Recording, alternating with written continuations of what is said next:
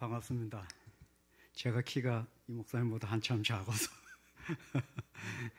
예, 코로나에 얼마나 고생이 많으셨습니까 그동안에. 저도 코로나 기간 동안 계속 가나에 있었는데요. 이번에 안식월로 나오게 돼서 또 목사님께서 이렇게 불러주셔서 또 이렇게 여러분들을 뵙게 돼서 감사합니다. 그동안 저희들 위해서 계속 기도해 주시고, 제가 알기로는 계속 기도해 주신 줄 압니다. 뭐 협력은 아니지만 그 전에 협력 선교로 또 물질 지원도 신일교회에서 해주셨었기 때문에 계속 기억하시고 기도해 주신 줄 압니다. 기도해 주셔서 저희들이 이번에도 말라리아는 걸리지 않고 건강하게, 또 코로나도 걸리지 않고 한국에 와서 안 걸리기를 지금 하나님께 여쭈면서 이제 한국에서의 또 생활을 시작을 했습니다. 그동안은 제가 신일교회 여러 번 온 걸로 압니다. 그래서 목사님 불러주셔서 왔는데, 그동안은 제가 좀 설교 중심으로 많이 말씀을 나누고 했는데, 특별히 이번에는 제가 아까 말씀하셨듯이 25주년이 됐습니다. 저희들이 가나에 간지. 그래서 그동안 25년 동안 하나님께서 저희들의 삶과 사역을 통해서 하셨던 일들을 뭐 간단하게나마 그걸 다 전하려면 오늘 밤이 지나고 내일이 돼도 끝나지는 않습니다. 간략하게 줄여서 하나님께서 하신 일을 간증을 나누고, 또 설교는 우리 이 목사님께서 워낙 잘하시니까 저한테서 뭐 또 좋은 설교 들어도 별로 은혜도 안 될 수도 있어요. 그래서 특별히 이번에는 선교사가 왔으니까 선교에 대해서 간증하고 또 하나님께 영광을 돌리는 시간을 갖도록 하겠습니다. 잠시 기도하고 시작하겠습니다. 하나님 아버지, 참으로 은혜를 감사합니다. 하나님께서 택하여 뽑으신 주의 성도들을 이 밤에도 부르셔서 주님의 피로 값주고 사신 이 교회에서 함께 하나님을 찬양하고 예배하며 또 함께 하나님의 은혜를 나누고 영광을 돌리는 시간 주시니 감사합니다. 부족한 종이 간증할 때에 종이 드러나지 않고 하나님이 높여지고 하나님께서 하신 일들이 무엇인지를 듣고 하나님께 영광만을 돌리는 시간이 되게 하여 주옵소서. 예수님 이름으로 기도합니다. 아멘. 25년 하면은 외국에서는 실버 주빌레라 그래서 아주 상당히 큰 기념일로 정해서 큰 잔치도 하고 기념도 하고 합니다. 제가 소속된 한국 SIM 선교회도 25년 됐습니다. 제가 파송되어 된 그 연도는 95년도인데 저희는 이제 가나 땅에 97년도에 발을 디뎠고 7월 달에 발을 디뎠는데 SIM 국제선교회는 11월 달에 시작이 됐어요. 그러니까 저 SIM 한국 선교회가 시작되기 이전에 저는 이미 이제 SIM 국제선교회에 가입이 됐어요. SIM 국제선교회는 여러 나라들의 선교사님들이 함께, 미국 선교사님도 계시고 영국 선교사님, 호주 선교사님, 뭐 여러 나라의 선교사님, 영국 선교사님, 이렇게 한국 선교사님, 또 일본 선교사님도 가끔 있고요. 그렇게 지금은 이제 이디오피아에서도 선교사를 파송해서 제가 있는 그곳으로 우리 팀에 복음에서 소외된 종족, 플라니 종족이라고 있습니다. 저는 이제 다곤바 종족인데 제가 그동안 거기 25년 있었으니까 거기보다는 더 소외된 종족이 또 있습니다. 플라니 종족이라고 아주 부시에서 사는 종족들이 있는데 그 종족을 향해서 가려고 이디오피아에서도 선교사님들이 왔어요. 그래서 한국 예전에 한 3, 40년 전 초창기 때처럼 그 교회가 나라가 부강하지 못하니까 선교비도 그렇게 넉넉하지 못하게 받으면서 와서 사역들을 하고 계십니다. 좀 전에 말씀드렸듯이 올 7월이면 저희가 가나안 땅에 발을 디딘 지 25년이 되는데, 돌이켜보면 언제 그 세월이 지나왔는지 마치 어제와 같습니다. 제가 이제 환갑이 넘었어요, 올해.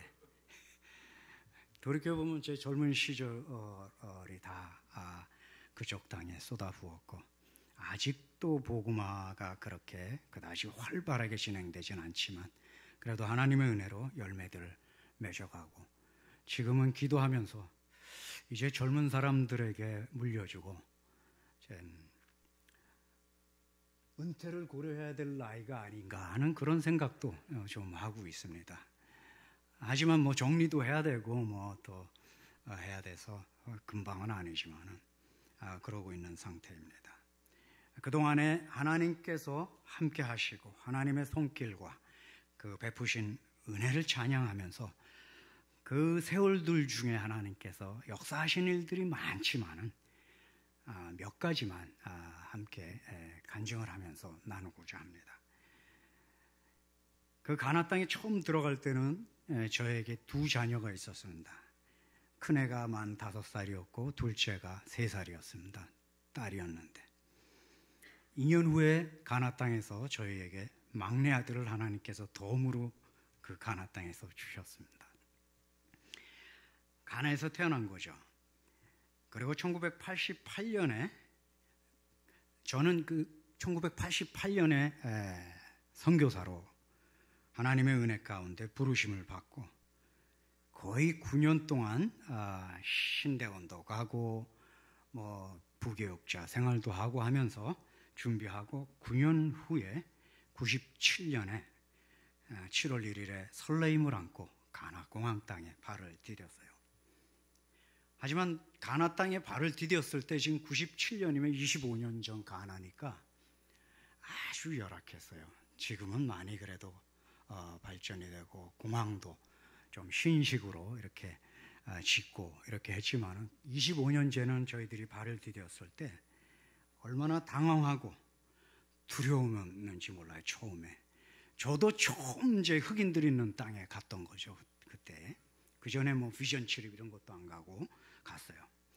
공항 건물에 이제 내렸는데 공항 건물 안이 어두침침하고 불빛도 침침하고 담벼락도 이렇게 깨끗하지가 않고 울퉁불퉁하고 먼지가 뽀얗게 쌓여 있고, 그 다음에 짐이 나오는 컨베이어 벨트가 있는데 꾸불꾸불합니다. 이렇게 매끈하게 잘 돌아가지 않고 꾸불꾸불하고 거기에서 짐이 나오는 거예요.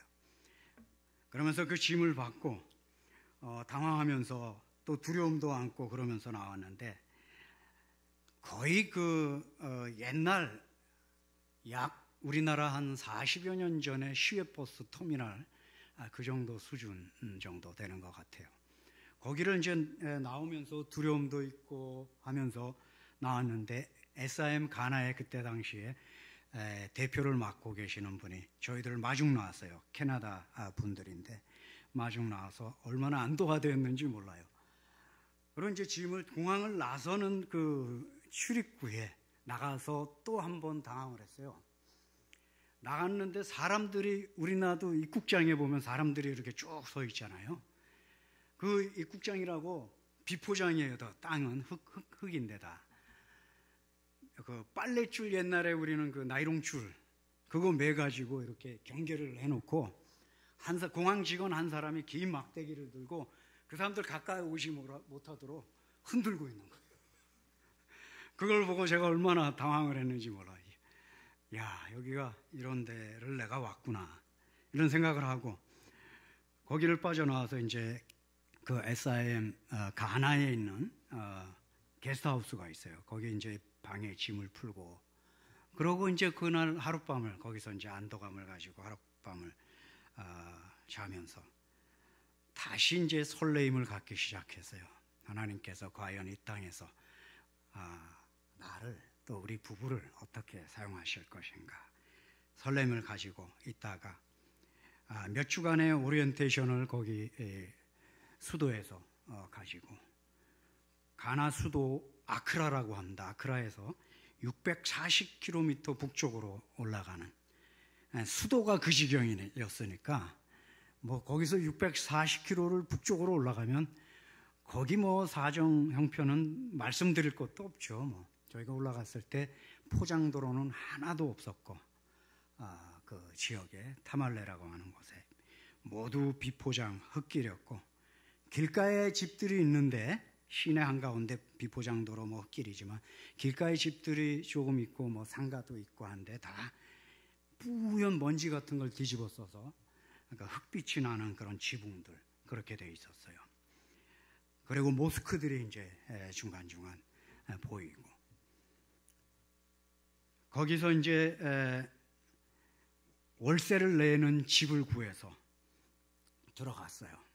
월세 내는 집을 구해서 들어갔는데 수도 파이프는 연결이 돼 있었지만 물이 안 나옵니다.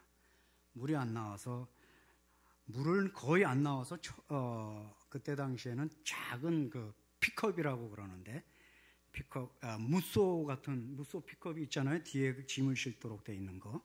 예전에 나왔는데 지금도 있는지 모르겠어요. 그런 픽업 트럭 뒤에다가 물 들어 다니고 드럼통을 싣고 거의 매주 물을 길러 다니고, 물은 아껴 쓰고, 또 물을 설거지한 물, 뭐 샤워한 물 받아서 또 화장실에 붓고, 뭐 그런 삶이 이제 시작이 되었고, 저녁 6시면 전기가 나가고 11시가 되면 이제 전기가 들어와요. 거기 또 더운 날씨니까 저녁이 되면 엄청 덥습니다. 전기 들어오는 11시까지는 선풍기도 안 돌아가니까 잠을 못 자고 부채질을 하고 있다가 11시에 전기 들어오면 이제 선풍기 돌아가니까 그때서 잠도 청하고, 그러다 보니까 처음 4년 동안에 저희들이 말라리아를 제가 대표로, 다행히도 저희 가족들은 말라리아를 걸리지 않고 제가 대표로 4년 동안에 말라리아를 한 6, 7번 겪으면서 고생을 했어야 됐어요. 거기 말라리아가 4종류가 있습니다. 의학자들이 밝힌 게. 그 4종류에서 가장 강한 말라리아가 저희가 있는 가나 북쪽 지역에, 남쪽 지역은 그 말라리아는 거의 없고 북쪽 지역에 있어서 말라리아 한번 걸리면은 거의 실신하다시피 하고, 코로나 엄청 앓는 분들 말씀 들어보니까 증세가 비슷해요. 밤새도록 끙끙 앓고 열 올라가고, 기침은 안 나지만 말라리아는 설사도 하고 뭘 먹지도 못하고 머리 아프고 그런 이제 말라리아를 겪었어요. 그래도 그런 고통을 겪었지만은 거기다가 영적으로 그 땅은 무슬림들이 90% 이상인 곳이었습니다. 그래서 그러다 보니 새벽 4시 되면 확성기를 틀어놓고 알라 찾는 그런 기도 소리가 들립니다.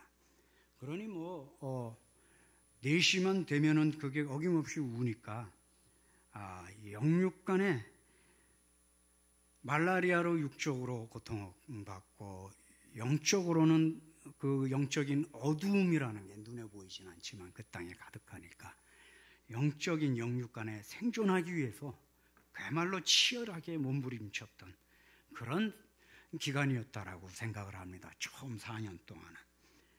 그래도 그 와중에도 그들의 말을 배우기 위해서 온 힘을 다 쏟았어요, 저는.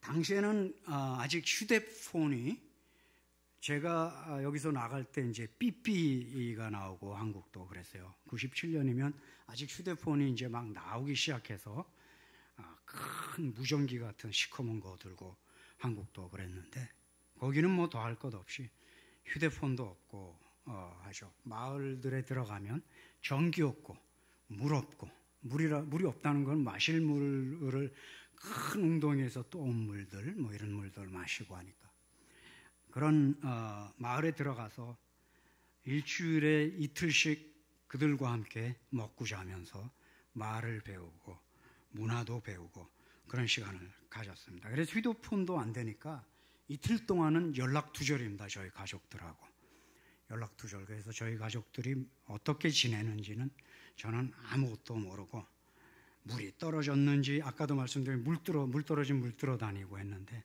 그것도 모르고 이틀 동안 다녔어요. 돌이켜 보면은 가족들에게는 아주 미안했죠. 저희 아내하고 연락 끊어져서 한 번은 저희 아내가 제가 필리지 갔다 들어왔더니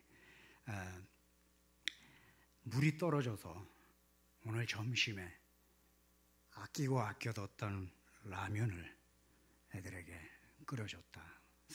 밥을 하려면 쌀을 씻는 물이 있어야 되고 뭐 하니까 씻지도 않아야 되는 물 조금만 있으면 끓여 먹을 수 있는 그 라면을 끓여서 애들에게 줬다는 얘기를 들었어요. 뭐 지금 돌이켜 보면 가족들을 팽개친 그런 주님께 미쳤던, 뭐 지금도 미치고 있지만은 주님께 미쳤던, 뭐 세상 사람들 눈으로 보면 가족들 팽개친 미친 놈이죠. 뭐. 그래서 가서 말 배우는데 전념을 다했어요. 아내와 자녀들의 희생으로 그래도 그들의 말을 아주 잘 익힐 수가 있었어요. 오직 그들의 말로 복음을 전해야 되겠다. 그들의 말로 복음을 전해서 그들의 영혼을 만질 수 있어야 되겠다. 그런 일념으로 온 열정을 쏟았었습니다. 하나님께서 주신 열정이죠. 언어를 배우기 시작하고 6개월쯤 되었어요. 6개월쯤 되고 이제 가족들과 함께 수도로 640km 떨어진 수도로 차를 운전하고 가족들과 함께 갔어요. 왜냐하면 이제 저희들이 있는 곳에는 뭐 먹을 거리 특별히 살 게 많지 않아서 먹을 거 구하러 이제 수도까지 운전하고 간 겁니다.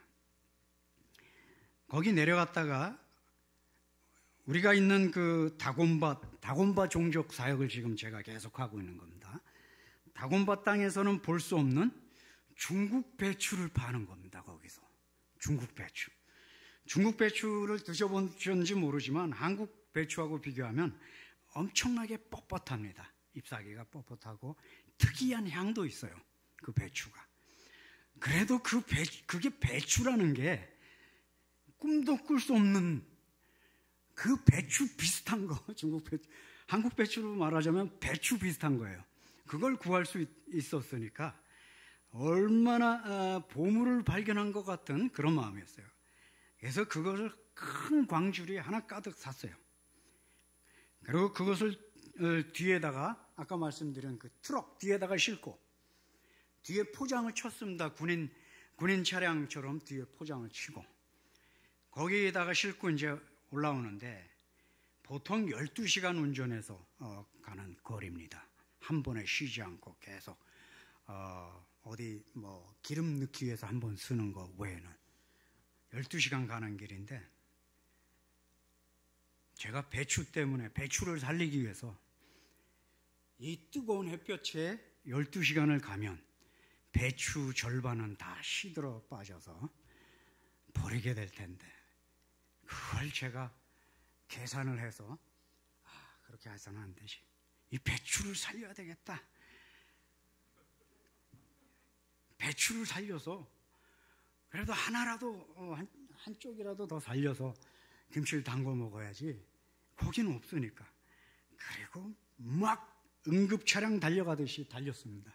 비포장도 중간중간에 엄청 많은데 그래서 제가 9시간 반 만에 끊었어요. 12시간.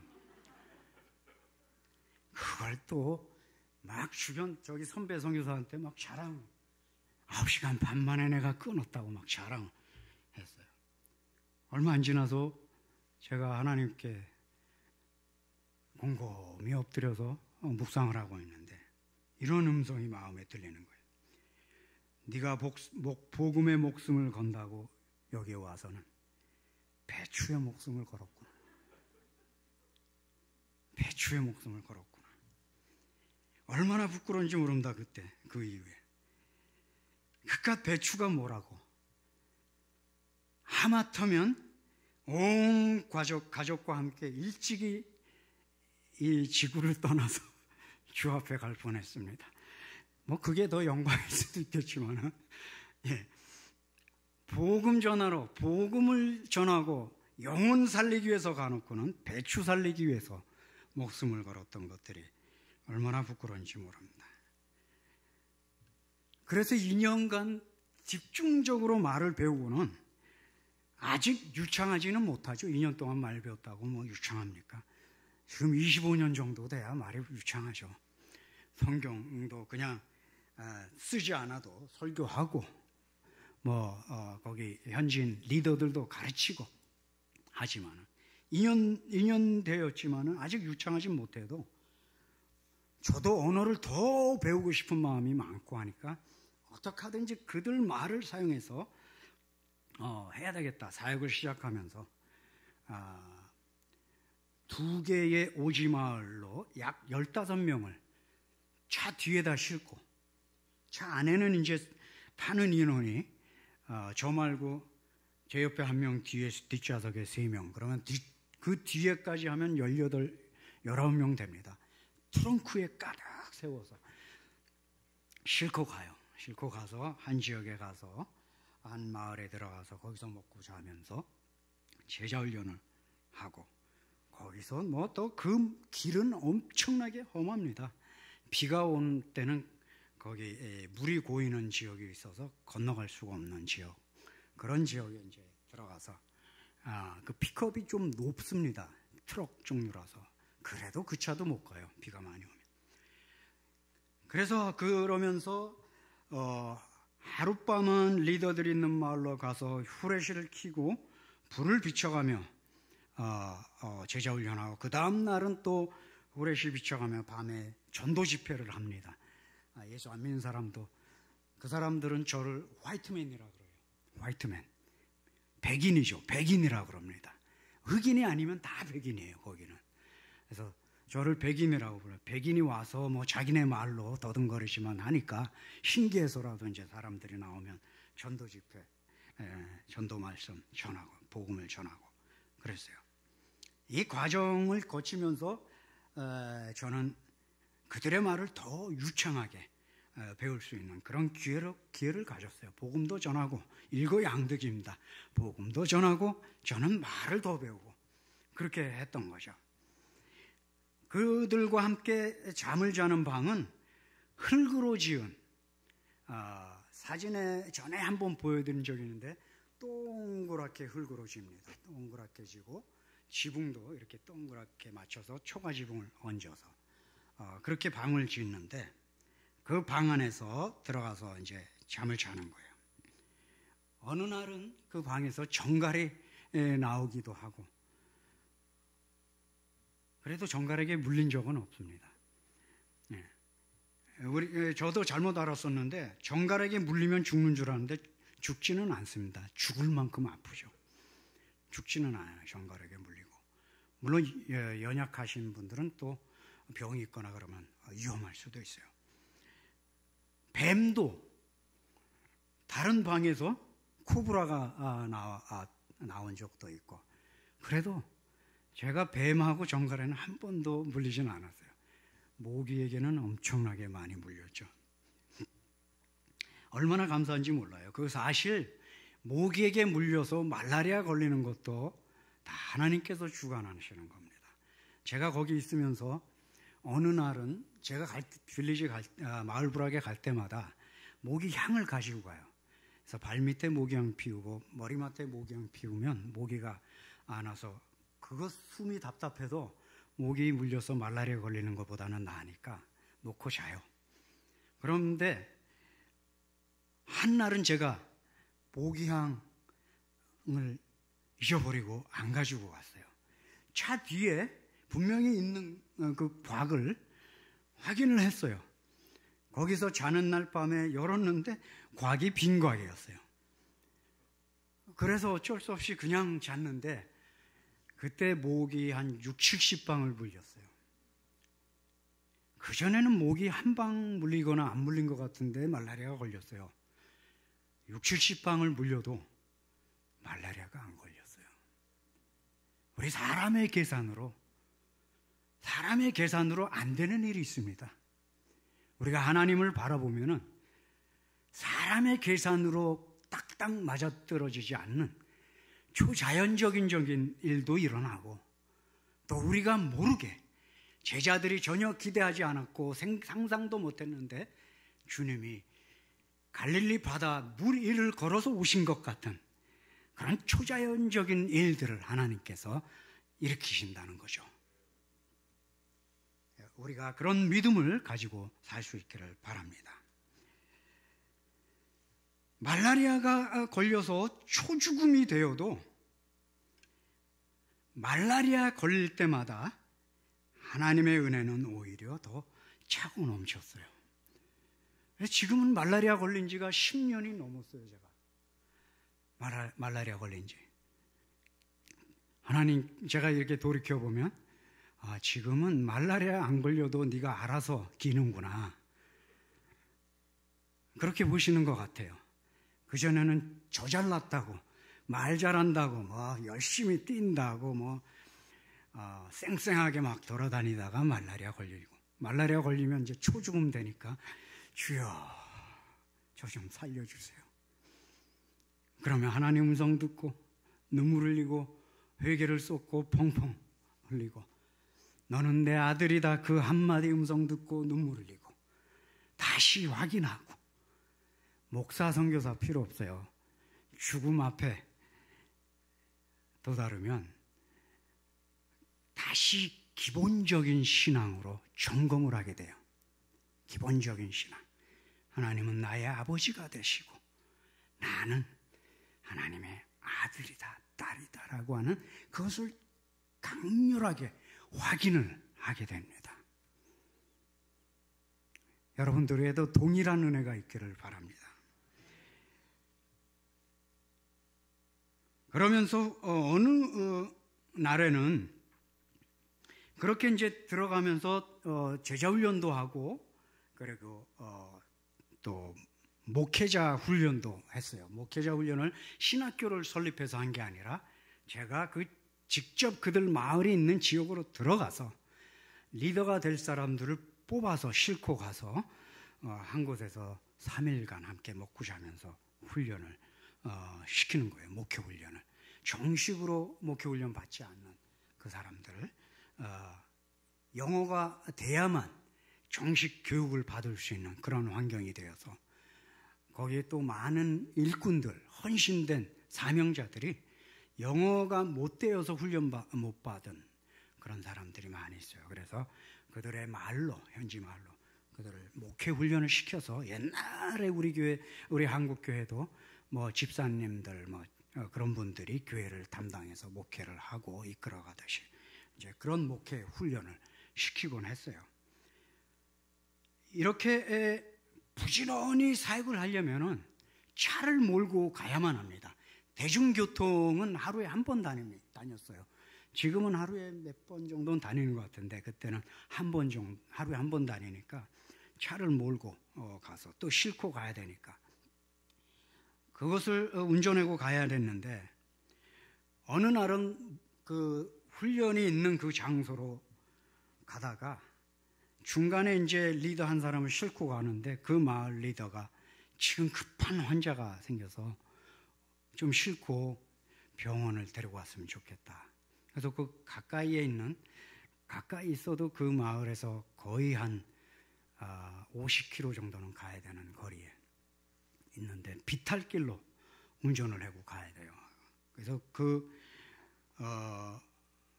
젊은 처자였는데 그 부모들이 양쪽에 타고 그 젊은 처자를 붙들고 운전해서 갔어요. 환자가 보니까 숨을 가쁘게 몰아쉬는데, 제가 볼 때에 이러다가 차 안에서 죽을 수도 있겠는데 이런 생각이 드는 거예요. 그래서 급하게 차를 몰고 갔어요. 가서 의사 앞에 딱 데려다 놓고 놨는데 15분 만에 의사가 우리를 부르고 운명했다고 그런 거예요. 거기는 왜 죽었는지 이런 거 필요 없어요. 그냥 죽었다. 그거 해서 사망 통지를 내려서 싣고 오려고 도로 싣고 마을로 데려가서 매장을 하고 장례를 지내야 된다는 거예요. 그래서 싣고 저는 뒷트렁크에다가 실을 줄만 생각을 했는데 그 리더가 안에다가 실어야 된다는 거예요. 차 안에다. 왜냐하면 뒤에다 실으면 사람들이 다 몰려와서 보고 안 좋다고. 안에다 실어야 되겠다는 거예요. 뒷좌석에. 뒷좌석에는 리더는 제 옆에 앉고 뒷좌석에는 우리 애들이 앉는 자리인데 이 여인네가 뭘로 죽었는지, 에이즈로 죽었는지 무슨 전염병 걸려서 죽었는지도 모르는데 우리 애들 앉는 뒷자리에다가 싣고 가야 된다고 하니까 제가 한참이지만 한 2분 정도는 생각을 하고 어쩔 수 없다. 내가 여기서 어떡하겠냐. 이걸 안 된다 그럴 수도 없고. 그래서 뒤에다가 죽은 시체를 가운데 앉히고 양쪽에 부모들이 꽉 잡고 시체를 싣고 간 거예요. 돌아갈 때는 완전히 비탈길인데 올 때보다 더 급하게 막 달려갔어요. 달려가서 이제 내려놓고 다시 이제 훈련하는 곳에 와서 그날은 놔두고 그 다음날 아침에 한 사람 불러서 비누로 물 섞어가지고 빡빡 좀 닦아달라고 뒤에. 집에 가서는 또 락스 같은 거 사가지고 그걸로 빡빡 닦았죠. 우리 애들이 타는 자리니까. 시체를 싣고 선교지에서 어쩔 수 없는 일들이 생깁니다. 부인할 수도 없고 못한다고 할 수도 없고 그런 일도 있었지만은 하나님 은혜로 전염병도 아니었고 에이즈도 아니었고 건강했어요. 어느 날은 차 운전하고 가다가 리더 훈련 시키려고 차 운전하다가 뒤집어지기도 했습니다. 차가 굴러서 뒤집어지고 앞바퀴 베어링이 고장나서 굴르기도 하고. 그래도 안전벨트 매고 완전히 한 바퀴 굴렀는데 뒤집어져서 똑바로 섰어요. 차가. 근데 옆에 칸이 이렇게 뒤집어지면서 땅을 쳐가지고 옆에 조수석이 쑥 들어갔더라고요. 거기 누구 앉았으면 죽었죠. 저는 쌩쌩했어요. 안전벨트 매고 여기 그냥 긁힌 상처만 있고 앞에 유리창 다 나가고 옆에 나갔는데 그 차가 또 시동이 걸리는 거예요. 그거 몰고 이제 거기서 여기처럼 보험 회사 연결해서 바로 오고 견인차가 오고 그런 지경은 아니니까 어떻게 하든 그거 하려면은 며칠 또 걸립니다. 그러니까 시동 걸리니까 그 차를 몰고 또 저희 집에까지 데리고 와서 고쳐서 또 타고 그런 중에도 하나님께서 살려주셨어요. 하나님께서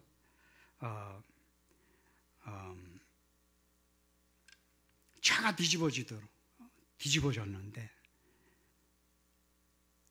그 이후에 세월이 어느 정도 지나고 나서는 제가 뒤집어졌습니다.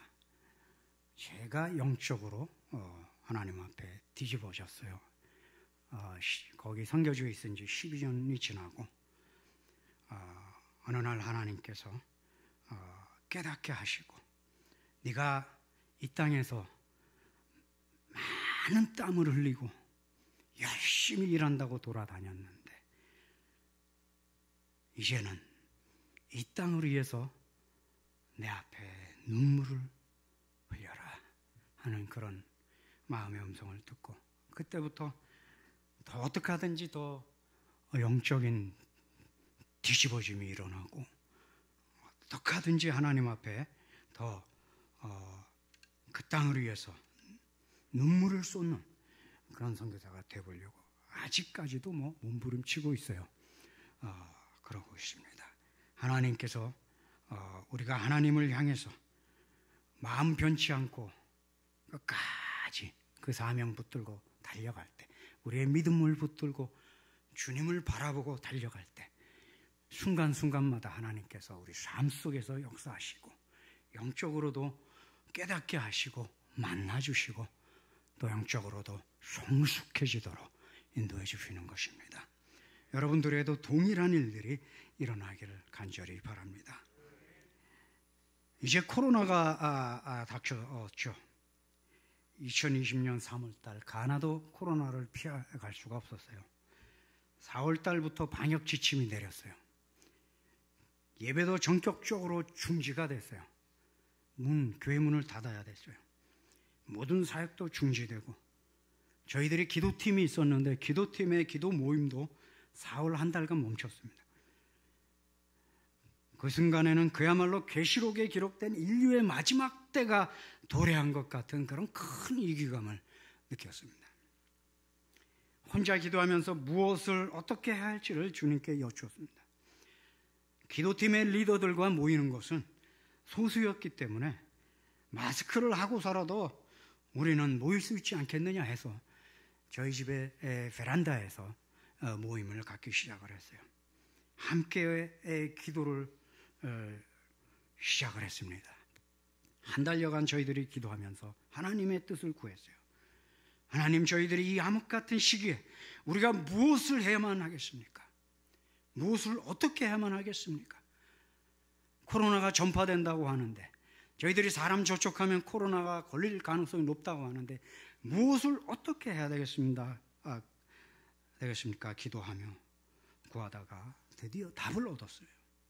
그것은 바로 가장 기본적인 것이지만 가장 가치 있고 가장 시급한 영혼 구원이었어요. 지금 이 시간에도 이 지구상에는 예수님에 대해서, 복음에 대해서 한 번도 들어보지 못하고 그저 나서 먹고 살다가 죽어가는 영혼들이 널려 있다고 하는 겁니다. 선교지에도 마찬가지죠.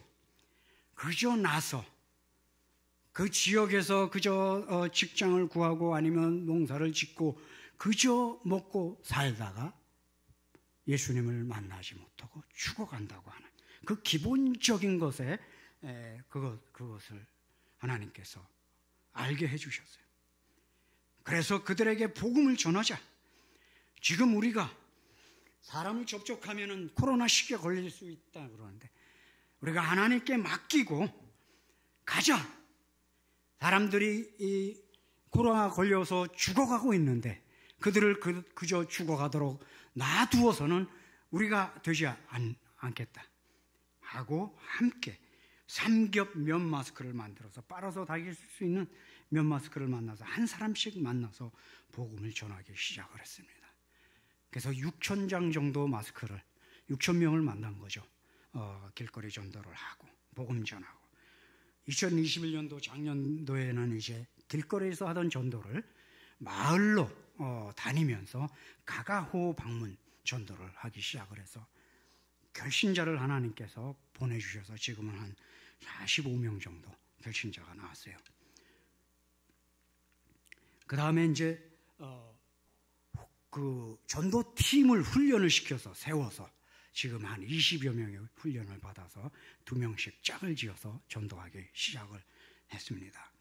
그래서 이제 그 중에 전도된 분들 중에 보면은 나이 든 분들이 꽤 있어요. 우리나라도 마찬가지지만 나이 든 분들은 예전에도 보면 복음에서 많이 소외가 됩니다. 거기도 마찬가지예요. 나이 든 분들이 복음에서 소외가 많이 돼요. 자기가 평생 살아온 그 무슬림, 아프리카 주술 종교 거기에 매여 있기 때문에 그걸 바꾸기가 쉽지 않죠. 저희가 가가호 방문 전도하면서 결신자들 중에 나이 든 분들을 만났어요. 처음에 하나님께서 우리를 격려하시기 위해서 너희들은 그 일을 꼭 해야 된다라고 말씀하시기 위해서 처음 가서 전도한 날 나이 드신 분을 만나서 전도를 했어요. 그분이 예수님을 영접하고 결신을 했어요. 한 번도 교회를 다녀보지 않았던 사람이고 복음을 그 자리에서 듣고 예수님을 영접하고 영접 기도를 하고 확신을 했어요. 그러고는 그분이 병원에 갑자기 입원을 해서 일주일 후에 돌아가셨어요. 하나님께서 저희들을 깨닫게 하시기 위해서 너희들이 만약에 일주일만 늦게 갔다면 그 영혼이 어떻게 됐을 것이냐, 그 영혼은 과연 지옥으로 떨어지지 않았겠느냐. 너희들이 해야 될 일이 바로 그거다. 복음 전해야 된다. 때를 얻든지 못 얻든지 복음을 전해라 라고 하는 그런 격려를 다시 주신 거예요. 저가 그동안 25년 있으면서 전도 많이 했죠. 전도 집회하고 뭐 했죠. 하지만 1대1로 집중적으로 전도한 일은 그렇게 많지 않았던 겁니다. 그래서 이 마지막 때에 또 저의 사역 마지막 말기에 하나님께서 전도에 집중하고 영혼을 구원하라고 하는 그 음성 주셔서 어떻게 하든지 지금은 한 영혼에게 복음 전하기 위해서 전도팀을 더 확장해서 20명이 100명이 되고 200명이 되어서 그 땅에 복음화가 이루어지는 날을 기대하며 기도하고 사역하고 있습니다. 우리도 우리 삶 속에서 어떻게 하든지 우리가 이 땅에 있는 동안에 한 영혼이라도 주 앞에 인도할 수 있도록 기회를 얻든지 못 얻든지 복음 전하는 그 일에 오늘 말씀 읽으신 것처럼 감옥에 있던 사울이 복음 전하는 거에 집중했던 것처럼 감옥에서 풀려나는 게 소원이 아니었어요. 복음 전하는 게 오직 그의 열망이었어요. 우리 마음속에 복음 전하고자 하는, 영혼을 살리고자 하는, 내 주변에 내 가족에 복음 전하지 않으면 내일이라도 지옥에 갈 수 있다고 하는 그 간절하고 절박한 마음을 가지고 복음 전하는, 그래서 하나님의 이름이 높여지는 그런 성도 여러분의 삶이 되시기를 바랍니다. 기도하겠습니다. 하나님 아버지, 은혜를 감사합니다. 부족 언약한 종의 입술을 통해서 하나님께서 저희 삶과 또 사역을 통해서 가나 땅, 특별히 다곤바 종족 땅에서 행하신 일들을 나누게 해주신 것 감사합니다. 하나님 아버지, 부족한 종의 어떤 행했던 모든 일들은 저희 기억 속에서 기억나지 않게 하시고 오직 하나님께서 은혜 베풀어 주셨던, 하나님께서 행하셨던 일들이 저희들 마음속에 기억되게 하시고 오직 영혼 구원에 전념하는 저희들의 믿음의 삶이 되게 하여 주옵소서. 주님 홀로 영광 받으시옵소서. 예수님 이름으로 기도합니다.